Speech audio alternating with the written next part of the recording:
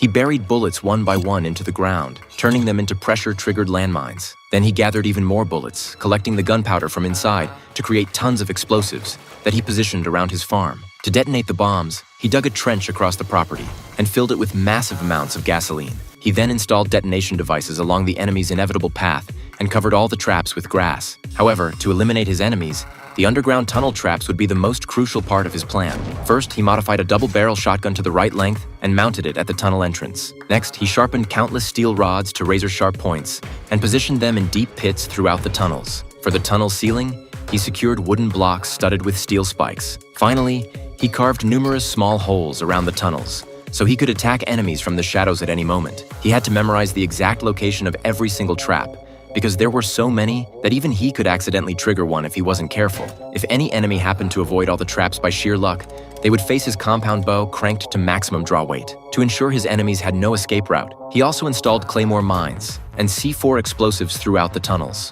Unlike his previous battles, this time Rambo wasn't fighting for survival. He was fighting for revenge. He was determined to turn this place into his enemy's graveyard. But what kind of enemies could drive a nearly 70-year-old Rambo to such extremes? It all came down to his daughter. After retiring from service, Rambo never married or had children of his own. It wasn't until he was 50 that he adopted a daughter. But when she grew up, she insisted on going to Mexico to find her biological father. Rambo warned her not to go, telling her that her father was nothing but scum. But Lisa completely refused to listen and stubbornly insisted on finding that scumbag, never realizing this trip would cost her life. Eventually, with help from a friend in Mexico, Lisa managed to track down her biological father. However, just as Rambo had warned, the man was completely heartless. Simply because Lisa was a burden to him, he had abandoned her, and her mother had been beaten to death by this same man. Learning all this devastated Lisa. To cheer her up, her friend decided to take her to a nightclub to unwind. This turned out to be the beginning of Lisa's nightmare. As soon as they arrived at the bar, Lisa caught the attention of a strange man